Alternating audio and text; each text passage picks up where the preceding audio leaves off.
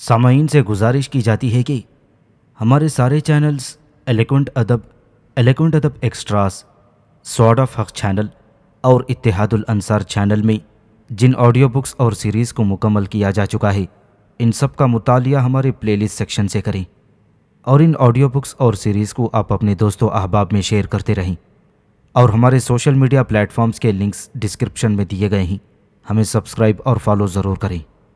جزاک اللہ۔ بسم اللہ الرحمن الرحیم۔ صدیوں کا مسافر، وقت کی کہانی، صدیوں کے مسافر کی زبانی، ازل سے ابد تک زندہ رہنے والے ایک انوکھے دیداور کی داستان۔ مصنف M.A. راحت۔ ایپیسوڈ 76۔ رات بھیگ رہی تھی اور تھکے ہارے لوگ اب عرشے پر ہی گر کر سو رہے تھے۔ دماغوں پر شراب اور رقص و موسیقی کا نشہ طاری تھا اور آنکھیں بوجھل ہو رہی تھیں۔ اسی عالم میں لوگوں نے عرشے پر ہی لیٹ کر سونا شروع کر دیا تھا۔ وہ سب کے سب نہایت مطمئن اور خوش و خرم تھے اور بہت تھکے ہوئے بھی تھے، اس لیے لیٹتے ہی انہیں نیند نے اپنی آغوش میں لے لیا۔ میں بھی عرشے پر ہی ایک طرف لیٹ گیا تھا۔ ذرا دیر میں سارے جہاز پر سناٹا چھا گیا اور صرف وہ لوگ جاگ رہے تھے جو ڈیوٹی پر تھے۔ جہاز میانہ روی کے ساتھ اپنی منزل کی طرف روان دوان تھا۔ میں اس سناٹے کے عالم میں یہ سوچ رہا تھا کہ سرزمین ہند پر نہ جانے اب کون سے نئے ہنگامے میرے منتظر ہیں۔ میں نے ان لوگوں سے تو یہی کہا تھا کہ میں کبھی ہند نہیں گیا ہوں، لیکن جیسا کہ تمہیں معلوم ہے پروفیسر، ہندوستان میرے لیے اجنبی ملک نہیں تھا، لیکن ساتھ ہی مجھے اس کا بھی علم تھا کہ ہندوستان بذات خود ایک بڑا اور وسیع و عریض ملک ہے۔ اس سے پہلے میں ہندوستان کے شمالی حصے کے ایک چھوٹے سے علاقے میں گیا ہوا تھا، لیکن اس بار ظاہر ہے کہ مجھے جنوب یا مغرب کی طرف جانا تھا، کیونکہ میں بحری جہاز کے ذریعے ہندوستان جا رہا تھا اور میرا جہاز افریقہ سے ہندوستان کی طرف روان دوان تھا۔ اس کا مطلب تھا کہ جہاز یا تو ہندوستان کے مغربی علاقے کی کسی بندرگاہ پر جائے گا یا جنوبی علاقے کی کسی بندرگاہ پر۔ مجھے یہ بھی معلوم تھا کہ ہند مختلف زبانوں، تہذیبوں اور تمدنوں کا مرکز ہے، اور میں خوش تھا کہ مجھے ایک بار پھر اس حسین و جمیل زمین کو دیکھنے کا موقع مل رہا ہے۔ لیکن مجھے اس بات کا کوئی علم نہیں تھا کہ کئی خوفناک حوادث میرے منتظر ہیں اور ہندوستان کے سفر کا شاندار خواب ابھی پورا نہ ہوگا۔ میں ہندوستان کے خواب دیکھتا ہوا سو گیا اور قسمت میرے حال پر مسکرا رہی تھی۔ صبح جب میری آنکھ کھلی تو میں نے دیکھا کہ یہ صبح گزشتہ تمام صبحوں سے مختلف تھی۔ میں نے اپنے آس پاس جتنے لوگوں کو دیکھا ان کے چہروں پر تشویش کے آثار نظر آ رہے تھے۔ آسمان پر دور دور تک نہایت گہرے اور سیاہ بادل منڈلا رہے تھے۔ کالی گھٹاؤں کی کثرت نے سارے آسمان کو جیسے ڈھانپ لیا تھا۔ ہر طرف ہلکا ہلکا اندھیرا پھیلا ہوا تھا اور دن ہو جانے کے باوجود رات کا سا سما برپا تھا۔ سورج کا کہیں دور دور تک پتہ نہیں تھا۔ بادلوں کی سیاہ چادر نے سورج کو اپنے اندر چھپا رکھا تھا۔ بڑے خوفناک آثار ہیں، ارقن نے مجھ سے کہا، جو رات کو میرے قریب ہی پڑھ کر سو گیا تھا اور اب میرے ساتھ ہی بیدار ہوا تھا۔ ایسا معلوم ہوتا ہے کہ بہت بڑا طوفان آنے والا ہے۔ آثار تو یہی بتا رہے ہیں، میں نے کہا۔ اگر یہ گھٹا برس گئی تو قیامت برپا کر دے گی، ارقن نے خوفزدہ لہجے میں کہا۔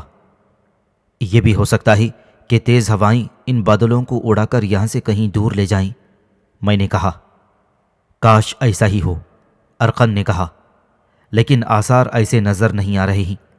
فضا میں گرمی کی کیفیت ہے اور یہ اس بات کی علامت ہے کہ بارش ضرور ہوگی اور زوردار ہوگی۔ گھٹائیں جس انداز سے گھر کر آئی ہیں اس سے یہی اندازہ ہوتا ہے۔ اسی اثنا میں نفرتیان بھی وہاں پہنچ گیا۔ وہ بھی خاصا پریشان نظر آ رہا تھا۔ ارقند، اس نے کہا، میں کسی بڑے سمندری طوفان کے آثار دیکھ رہا ہوں۔ ہوا کی تیزی اور ٹھنڈک میں اضافہ ہو رہا ہے۔ تم ہمارے بچاؤ کے لیے ضروری انتظامات کے لیے ملاحوں کو ہدایت دے دو اور ہنگامی صورتحال کے لیے تیار رہنا۔ ٹھیک ہے نفرتیان، ارقن نے کہا اور وہ وہاں سے چلا گیا۔ میں بھی اس کے ساتھ ہی ساتھ چلا آیا۔ ارقند ادھر ادھر گھوم پھر کر لوگوں کو ضروری ہدایات دے رہا تھا۔ تقریباً سارے ہی لوگ خوفزدہ تھے آسمان پر جمع ہونے والے بادلوں میں برابر اضافہ ہوتا جا رہا تھا اور اس کے ساتھ ہی تاریکی بڑھتی جا رہی تھی۔ ہواؤں میں تیزی آتی جا رہی تھی۔ اس کے ساتھ ہی سمندر کی موجوں میں آہستگی سے اضافہ محسوس ہو رہا تھا۔ ارقن نے مجھ سے کہا، اگر ہمارا یہ جہاز طوفان کی زد میں آ جائے تو تم میرے قریب رہنے کی کوشش کرنا۔ ویسے تو سمندر میں سفر کرنے والوں کے لیے سمندری طوفان کوئی نئی چیز نہیں ہوتے اور وہ ان کے عادی ہوتے ہیں۔ میں خود بھی بارہا سمندری طوفانوں سے دوچار ہو چکا ہوں اور دیوتاؤں کی مہربانی سے ان میں سے صحیح سالم نکل بھی چکا ہوں، لیکن آج جس طوفان کے آثار میں محسوس کر رہا ہوں، شاید ایسا طوفان میں نے اس سے پہلے کبھی نہیں دیکھا۔ جتنے سیاہ اور گہرے بادل میں اس وقت دیکھ رہا ہوں، میں نے اس سے پہلے کبھی نہیں دیکھے تھے۔ میری دلی دعا ہے کہ ہوا ان بادلوں کو اڑا کر کہیں اور لے جائے، لیکن میری اور تمہاری دعاؤں سے کیا ہوتا ہے؟ وہی ہوتا ہے جو دیوتاؤں کی مرضی ہوگی۔ بہرحال میں تم سے یہ کہہ رہا تھا کہ تم میرے پاس ہی رہنا۔ تم فکر مت کرو ارقند، میں نے جواب دیا، میں تمہارے پاس ہی رہوں گا اور تم سے جدا ہو کر کہیں نہیں جاؤں گا۔ اس کے بعد ایک بار پھر ارقن لوگوں کو ہنگامی حالات کی تیاری کے سلسلے میں ضروری ہدایت دینے میں مصروف ہو گیا تھا۔ میں اس کے ساتھ ساتھ تھا۔ لوگ کشتیوں کو ٹھیک ٹھاک کر رہے تھے، بادبانوں کی رسیاں ڈھیلی کی جا رہی تھیں، ہتھیاروں کے رخ متعین کیے جا رہے تھے، غرضے کے طوفانی حالات سے نمٹنے کی ساری ضروری تیاریاں کی جا رہی تھیں۔ اچانک آسمان پر بڑے زور سے بجلی چمکی اور بلا شبہ گویا میلوں تک روشنی کی ایک تڑپتی ہوئی لکیر چمکتی چلی گئی، جس میں سے 20 شاخیں نکلی ہوئی تھیں، اور بجلی کے چمکنے کے چند لمحوں بعد کان پھاڑ دینے والا دھماکہ ہوا اور آہستہ آہستہ بارش شروع ہو گئی۔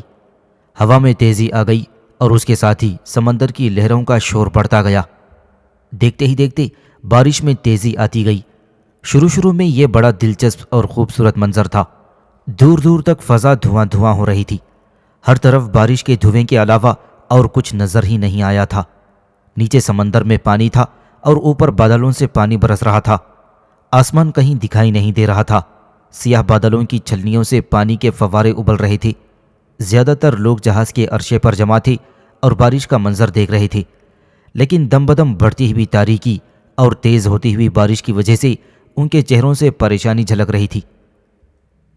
ایک بار کی بجلی بہت زور سے چمکی اور آسمان پر دور دور تک روشنی کے میلوں لمبے سانپ بل کھانے لگے۔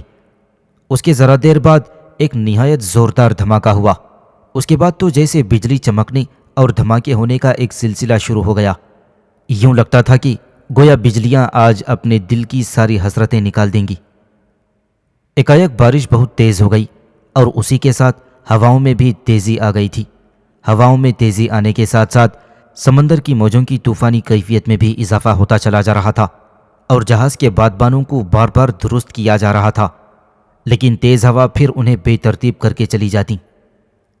کافی دیر گزر گئی، بارش یکساں رفتار سے ہوئے جا رہی تھی اور ہوائیں بھی یکساں رفتار سے چل رہی تھیں۔ اسی لحاظ سے سمندر کی موجوں میں بھی یکساں انداز میں تلاطم جاری تھا۔ اگر ہوا اور بارش کا یہی انداز برقرار رہے تو ہمیں کوئی بڑا خطرہ لاحق نہیں ہوگا، نفرتیان نے ارقن سے کہا۔ میں ان دونوں کے نزدیک ہی کھڑا ہوا تھا۔ میں نے سوالیہ انداز میں ارقن کی طرف دیکھا۔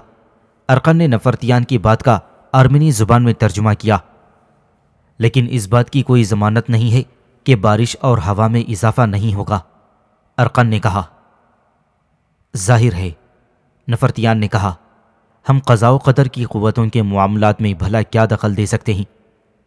اور پھر دیکھتے ہی دیکھتے بارش میں بڑی شدت پیدا ہو گئی اور یوں لگتا تھا کہ جیسے آسمان پھٹ پڑا ہو اور اس میں سے ایک سمندر ابل کر نیچے گر رہا ہو۔ بے پناہ زور و شور کے ساتھ بارش ہونے لگی۔ ہوائیں پاگل ہاتھیوں کے ہزارہ غولوں کی طرح چنگھاڑنے لگی تھیں اور دیکھتے ہی دیکھتے موسم کے تیور بے حد خطرناک ہو گئے۔ جہاز والوں کے چہروں پر ہوائیاں اڑنے لگیں۔ موجیں اب بہت زیادہ بپھر گئی تھیں اور ان کی چنگھاڑ سے کان پڑی آواز سنائی نہیں دیتی تھی۔ ہر طرف ایک قیامت کا شور برپا تھا۔ ہواؤں کی تیز رفتار اور موجوں کی الغار میں برابر اضافہ ہی ہوتا چلا جا رہا تھا اور جہاز بڑی تیزی سے ہچکولے کھانے لگا۔ موسلا دھار اور طوفانی بارش کے نتیجے میں جہاز کے اندر بہت سا پانی بھر گیا تھا اور کچھ لوگ پانی نکال کر پھینکنے کا کام کر رہے تھے۔ لوگ گلا پھاڑ پھاڑ کر ایک دوسرے کو ہدایتیں دے رہے تھے لیکن اس شور میں آوازوں کا سننا سخت مشکل تھا۔ اچانک بارش اور زیادہ تیز ہو گئی، بجلیوں کے دل دہلا دینے والے کڑاکوں کی شدت میں اور زیادہ اضافہ ہو گیا تھا۔ ہواؤں کے جھکڑ بھی اور زیادہ طوفانی ہو گئی اور موجیں نہایت خطرناک انداز میں بلند ہو کر چنکھاڑنے لگیں۔ یوں معلوم ہوتا تھا گویا سمندر شدید غیظ و غضب کے عالم میں ہر چیز کو تہس نہس کر دے گا، اور بادل، بجلیاں، بارش اور ہوائیں سب کی سب اس کی ہم نوا بن گئی ہیں۔ ہر طرف ایک قیامت کا سما تھا، اور اس ہنگامے میں ہمارا جہاز، جو اس بے تحاشا بکھرے ہوئے سمندر کی لامحدود پہنائیوں میں ایک حقیر اور بے پایا تنکے کی طرح نظر آ رہا تھا، بری طرح ڈول رہا تھا۔ ہواؤں کے طوفانی جھکڑ اور غضبناک موجیں ہمارے جہاز کو ادھر سے ادھر جھلا رہی تھیں۔ نفرتیان، ارقند اور دیگر تمام اہم لوگ عرشے پر جمع ہو گئے تھے۔ ان کے کپڑوں سے پانی کی دھاریں ٹپک رہی تھیں، اور بعض کے تو سردی کے مارے دانت بجنے لگے تھے۔ اس کے باوجود وہ لوگ بڑی محنت کا مظاہرہ کر رہے تھے۔ وہ جہاز کو بچانے کی ہر امکانی کوشش میں مصروف تھے۔ انہوں نے بادبان لپیٹ دیے تھے تاکہ جہاز الٹ نہ جائے، اور اپنی تدبیروں میں مصروف تھے۔ میں حسب وعدہ ارقند کے ساتھ موجود تھا، اور جدھر جدھر وہ جاتا ادھر ادھر میں اس کے ساتھ موجود ہوتا۔ موجوں کے تلاطم میں اب اس قدر شدید اضافہ ہو گیا تھا کہ بعض موجیں جہاز کے اوپر سے گزر جاتیں اور ہم سب کو اور پورے جہاز کو شرابور کرنے کے علاوہ پانی کی بہت بڑی مقدار جہاز کے اندر چھوڑ جاتیں۔ یہ صورتحال سخت خطرناک تھی، اور اس طرح جہاز کسی بھی لمحے ڈوب سکتا تھا۔ موجوں کا یہ ہلاکت انگیز کھیل برابر جاری تھا، اور اب جہاز والوں نے تمام احتیاطی تدابیر کو ترک کر کے خود کو قضاء و قدر کی قوتوں کے حوالے کر دیا تھا۔ اب ان کے بس میں کچھ نہیں رہا تھا، اور وہ طوفان کے ہاتھوں کا کھلونا بن کر رہ گئے تھے۔ طوفان کی شدت اور موجوں کے غیظ و غضب میں لمحہ بلمحہ اضافہ ہوتا چلا جا رہا تھا، اور یوں لگتا تھا گویا یہ بپھرا ہوا طوفان ساری کائنات کو نگل لے گا، اپنی راہ میں آنے والی ہر چیز کو تہ و بالا کر کے رکھ دے گا، اور جہاز کی اب کوئی منزل نہیں تھی، اس کا اب کوئی راستہ نہیں تھا، اور سوچوں کے بے رحم تھپیڑوں سے کبھی ادھر کبھی ادھر ڈول رہا تھا۔ سمت اور راستے کا اب کوئی تصور باقی نہیں رہا تھا۔ جہاز ڈولتا ڈولتا نہ جانے کہاں سے کہاں نکل گیا۔ کئی گھنٹے گزر گئے، اور یوں لگتا تھا گویا صدیاں گزر گئیں۔ طوفان اپنے پورے شباب پر تھا، اور اس کی شدت میں کمی کے بجائے اضافہ ہی ہوا تھا۔ جہاز پر موجود تمام لوگ اپنی اپنی زندگیوں سے مایوس ہو چلے تھے۔ ان میں سے ہر شخص کو اس بات کا یقین ہو چلا تھا کہ اب جہاز کے ڈوبنے میں زیادہ دیر باقی نہیں ہے، اور حقیقت بھی یہی تھی۔ اب کوئی بھی موج اپنے ایک تھپیڑے میں جہاز کو ڈبو کر ختم کر سکتا تھا۔ میں اور ارقند پانی میں شرابور جہاز کے عرشے پر کھڑے ہوئے گرجتے برستے موجیں مارتے ہوئے طوفان کو دیکھ رہے تھے۔ اچانک ہمیں ایک بہت بڑی چٹان نظر آئی جو سمندر کے بیچ میں ابھری ہوئی تھی۔ یہ غالباً کوئی چھوٹا سا بے نام جزیرہ تھا۔ ایک تیز و تند موج نے جہاز کو ڈھکیلا، اور جہاز تیزی سے لڑکتا ہوا اس ہیبت ناک چٹان سے جا ٹکرایا۔ ایک بے حد خوفناک دھماکے کی آواز بلند ہوئی۔ میں نے ارقند کا ہاتھ مضبوطی سے پکڑ لیا۔ چٹان سے ٹکراتے ہی جہاز پاش پاش ہو گیا تھا، اور اس کے سینکڑوں ٹکڑے سمندر کے جھاگ پھینکتے پانی میں تیزی سے ادھر ادھر ہو گئے۔ طوفان کے زبردست شور میں انسانی چیخوں کا شور دب کر رہ گیا۔ ارقن کے منہ سے بھی ایک بھیانک چیخ نکلی تھی، اور اس اثنا میں اسے بازوؤں میں سنبھال کر چٹان پر چڑھ چکا تھا۔ اس وقت یہ چٹان ہی کسی انسان کے لیے بہترین پناہ گاہ ثابت ہو سکتی تھی۔ میں کسی نہ کسی طرح کھینچ تان کر ارقند کو اس چٹان پر لے آیا۔ چٹان پانی کی سطح سے کافی اونچی تھی، اور اس پر بیٹھ کر آس پاس کے منظر کو بخوبی دیکھا جا سکتا تھا۔ ہر طرف ایک ہلاکت آفری منظر تھا۔ جہاز کے ٹوٹے ہوئے ٹکڑے تیزی سے پانی میں بہتے چلے جا رہے تھے، اور ان کے ساتھ ہی انسانی جسم بھی بہہ رہے تھے۔ میں نے زوراس کو ایک تختے سے لپٹ کر بہتے ہوئے دیکھا، اور پھر ایک زوردار موج نے زوراس اور تختے دونوں کو میری نظروں سے اوجھل کر دیا۔ نفرتیان کا جسم چند لمحوں کے لیے سطح آب پر مچلتا ہوا دکھائی دیا، اور اس کے ساتھ وہ بھی نظروں سے اوجھل ہو گیا۔ اب ہر طرف موت اور بربادی کا راج تھا۔ سینکڑوں میل کے دائرے میں میرے اور ارقند کے سوا اور کوئی متنفس باقی نہیں رہا تھا۔ لیکن طوفان نے ارقند کو بھی نہیں بخشا۔ اچانک موجیں اور زیادہ بلند ہونے لگیں، اور اب وہ اس چھوٹے سے جزیرے پر چاروں طرف سے یلغار کر رہی تھیں، اور یوں لگتا تھا گویا وہ اس کا بھی نام مٹا دینا چاہتی ہوں۔ ارقن سخت خوف زدہ ہو گیا۔ اس نے مایوس اور سہمی ہوئی نگاہ سے میری طرف دیکھتے ہوئے کہا، لگتا ہے اب ہم دونوں کی زندگی کا بھی آخری وقت آن پہنچا ہے۔ ابھی اس کے منہ سے یہ الفاظ پوری طرح ادا بھی نہیں ہوئے تھے کہ ایک چنگھاڑتی ہوئی موج بلند ہوئی اور اس نے ہم دونوں کو اپنی لپیٹ میں لے لیا۔ میں نے ارقند کا ہاتھ پکڑنے کی کوشش کی، لیکن بے رحم موج نے اسے مجھ سے دور کر دیا اور چند لمحوں میں ارقند کا نام و نشان غائب ہو گیا اور میں موجوں کے سینے پر بہنے کے لیے تنہا رہ گیا تھا۔ پروفیسر، میں نے آنکھیں بند کر لیں اور خود کو تیز و تند موجوں کے حوالے کر دیا۔ میرے کانوں میں طوفان کی پرشور آوازیں برابر آ رہی تھیں اور میرا جسم پانی میں بہا چلا جا رہا تھا۔ مجھے نہ منزل کی خبر تھی اور نہ ہی سمت کا پتہ معلوم تھا، اور پھر مجھے بھلا ان چیزوں کی ضرورت ہی کیا تھی کہ میں ان ساری پابندیوں سے اکثر بے نیاز ہو گیا تھا۔ میں نے آنکھیں بند کر کے اپنے اوپر نیند طاری کرنے کی کوشش کی اور رفتہ رفتہ میرے اعصاب پرسکون ہوتے گئے اور پھر میں سو گیا۔ جب دوبارہ میری آنکھ کھلی تو سمندر پرسکون تھا، نیلا آسمان روشن تھا اور چاروں طرف چمکیلی دھوپ پھیلی ہوئی تھی۔ آسمان پر دور دور تک بادلوں کا کوئی نام و نشان نہ تھا۔ ہوا مست ہو کر پانی کے ساتھ بہہ رہی تھی۔ طوفان کے قطعی کوئی آثار نہیں تھے اور یوں لگ رہا تھا گویا سمندر میں کبھی طوفان آیا ہی نہ ہو۔ میں نے اپنی آنکھیں کھول کر چاروں طرف دیکھا۔ میرے تین طرف گہرا نیلگوں اور پرسکون سمندر تھا جو سفید سفید دھوپ پر چمک رہا تھا، اور میرے چوتھی طرف ایک گہری سبز رنگ کی پٹی تھی جو کوئی جزیرہ تھا، بہت ہرا بھرا جزیرہ جس کی سبزے سے ڈھکی ہوئی زمین مجھے نظر آ رہی تھی۔ میں نے جزیرے کی سمت میں تیرنا شروع کر دیا اور تھوڑی دیر تک تیرتے رہنے کے بعد میں نے بالآخر زمین پر قدم رکھا۔ کافی دنوں کے بعد میرے قدموں نے زمین کے لمس کو محسوس کیا تھا۔ جزیرے کی زمین سمندر کی سطح سے کافی بلند تھی۔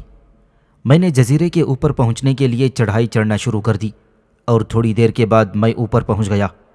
ہر طرف درخت ہی درخت تھے اور سبزہ ہی سبزہ تھا۔ نہایت پرفضا منظر تھا۔ میں خاموشی سے آگے بڑھتا گیا اور دور تک کسی انسانی آبادی کے آثار نظر نہیں آ رہے تھے۔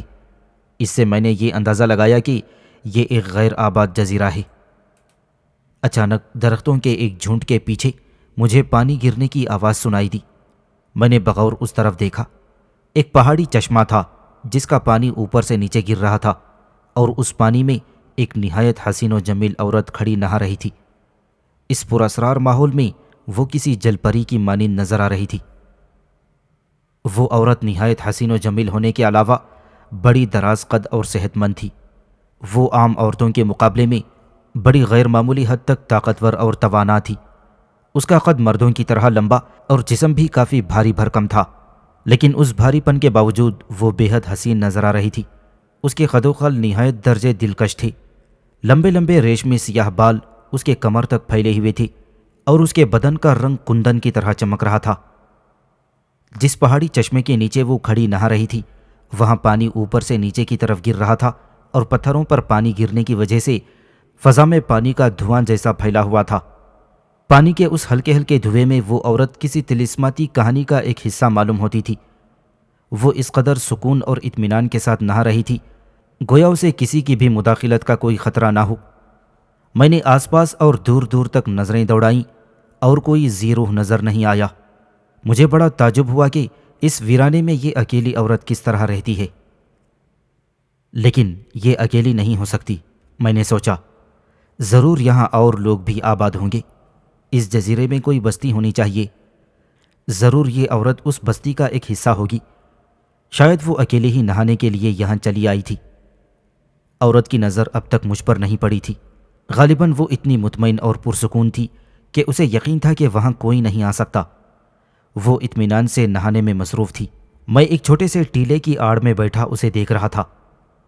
بالآخر وہ عورت پانی کے نیچے سے نکل آئی اور ایک شان بے نیاز کے ساتھ وہ ایک طرف چل دی۔ میں ایک خاص فاصلے سے اس کے پیچھے چلنے لگا تھا۔ میں کوئی آواز پیدا کیے بغیر آہستہ آہستہ چل رہا تھا کہ یہ دیکھ سکوں کہ وہ کہاں جاتی ہے۔ ظاہر ہے کہ اس احتیاط کا مطلب یہ نہیں تھا کہ میں اس سے یا اس جزیرے پر کسی دوسرے وجود سے خوفزدہ تھا۔ یہ صرف میرا جذبہ تجسس تھا کہ جس کی وجہ سے میں اپنے آپ کو اس وقت تک اس کی نظروں سے روپوش رکھنا چاہتا تھا جب تک کہ مجھے اس کے ٹھکانے کا علم نہ ہو جائے۔ عورت زیادہ دور نہیں گئی، قریب ہی ایک جگہ درخت کی لمبی لمبی جٹاؤں کو جوڑ کر جو زمین تک لٹکی ہوئی تھیں آپس میں ملا کر ایک سیڑھی سی بنائی گئی تھی۔ جٹائیں بہت مضبوط تھیں اور بھاری سے بھاری انسان کا بوجھ برداشت کر سکتی تھیں۔ وہ عورت بالکل بندروں کی طرح ان جٹاؤں سے بنی ہوئی سیڑھی پر چڑھنے لگی۔ میری نظریں برابر اس کا تعاقب کر رہی تھیں۔ وہ درخت کے اوپر پہنچ گئی اور وہاں میں نے لکڑی کے مضبوط تختوں سے بنا ہوا ایک کیبن دیکھا۔ یہ کیبن کافی بڑا تھا اور اسے درخت کی موٹی موٹی شاخوں کے اوپر قائم کیا گیا تھا۔ اس کیبن کو دیکھ کر مجھے لکڑی کا وہ چھوٹا سا کمرہ یاد آ گیا جو میں آج سے برس ہا برس پہلے ایک جنگل میں دیکھ چکا تھا۔ عورت سیڑھی پر چڑھتی ہوئی بلکہ جھولتی ہوئی کیبن کے لکڑی کے دروازے تک جا پہنچی۔ اس نے دروازہ کھولا اور کیبن کے اندر غائب ہو گئی۔ کیبن کے اندر جا کر اس نے دروازہ بند کر دیا۔ اب وہ میری نظروں سے اوجھل ہو گئی تھی۔ میں غور سے کیبن کو دیکھنے لگا۔ یہ ایک کافی بڑا اور مضبوط کیبن معلوم ہوتا تھا، لیکن اس کی بناوٹ میں صفائی ستھرائی نہیں تھی۔ لکڑی کے لٹھوں اور تختوں کو بڑے بے ڈھنگے انداز میں کیلوں سے آپس میں جوڑ دیا گیا تھا اور ان میں صفائی نام کو نہیں تھی، تاہم اس کی مضبوطی میں کوئی شبہ نہیں تھا۔ میں نے کیبن اور اس درخت کے محل وقوع کو اچھی طرح ذہن نشین کر لیا اور اس کے بعد میں وہاں سے چل پڑا۔ اتنی بات تو میری سمجھ میں آ گئی تھی کہ اس جزیرے پر کوئی اور آبادی نہیں ہے، کیونکہ اگر کوئی اور آبادی ہوتی تو وہ عورت اس طرح تنے تنہا اس معلق کیبن میں نہ رہتی۔ لیکن مجھے اس بات پر شدید حیرت ہو رہی تھی کہ وہ تنے تنہا اس جنگل میں کیا کر رہی ہے، وہ کون ہے اور کہاں سے آئی ہے اور یہاں تنہا کس طرح زندگی گزار رہی ہے۔ بہرحال مجھے ان ساری باتوں کو معلوم کرنے کی کوئی جلدی نہیں تھی، کیونکہ اب تو میں اس جزیرے پر موجود تھا ہی اور اطمینان سے سب کچھ معلوم کر سکتا تھا۔ میں وہاں سے چل پڑا۔ تھوڑی ہی دور آگے جانے کے بعد میں نے یہ محسوس کیا کہ اس جزیرے کا یہ حصہ جس میں وہ درخت اور لکڑی کا کیبن موجود تھا بڑی اونچی اونچی چٹانوں کے ایک طویل حصار میں گھرا ہوا تھا، اور یہ اونچی اونچی چٹانیں گویا اس حصے کے لیے قلعے کی دیواروں کا کام کر رہی تھیں۔ اس عورت نے یا جس نے بھی لکڑی کا یہ کیبن بنایا تھا نہایت محفوظ جگہ منتخب کی تھی، اور یہ جگہ گویا ایک پیالے کے اندر بند تھی اور اس کے چاروں طرف اونچی اونچی چٹانیں تھیں۔ میں نے آہستہ آہستہ ایک چٹان پر چڑھنا شروع کر دیا۔ خاصی اونچی اور مشکل چڑھائی تھی، بہرحال میرے لیے کوئی مشکل نہیں تھی۔ میں اطمینان سے چٹان پر چڑھتا رہا کیونکہ مجھے کوئی جلدی نہیں تھی۔ جب میں اس چٹان کی چوٹی پر پہنچ گیا تو میرے سامنے جزیرے کا وہ حصہ تھا جو اس پیالہ نما پناہ گاہ سے باہر تھا۔ ہر طرف گھنے درختوں کا جنگل پھیلا ہوا تھا اور حد نظر تک سبزہ ہی سبزہ نظر آتا تھا۔ میں نے چٹان سے نیچے اتر کر جزیرے کے اس حصے کی طرف جانے کا قصد کیا۔ جیسے ہی میں نے چٹان سے نیچے اتر کر زمین پر قدم رکھا، ایک زبردست دہاڑ نے میرا خیر مقدم کیا۔ میری نظروں کے سامنے ایک نہایت بھاری بھرکم جنگلی بھینسا کھڑا ہوا تھا۔ اس نے اپنا سر نیچے جھکایا ہوا تھا، خوفناک اور نوکیلے سینگ سامنے کی طرف کیے ہوئے تھے، اور وہ سخت غصے اور طیش کے عالم میں زمین پر زور زور سے اپنے کھڑ مار رہا تھا، گویا مجھے مقابلے کی دعوت دے رہا ہوں۔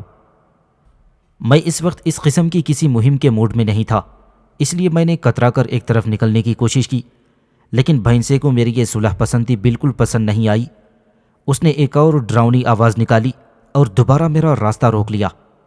ابھی تک اس نے مجھ پر حملہ نہیں کیا تھا، لیکن وہ کسی بھی لمحے حملہ کر سکتا تھا۔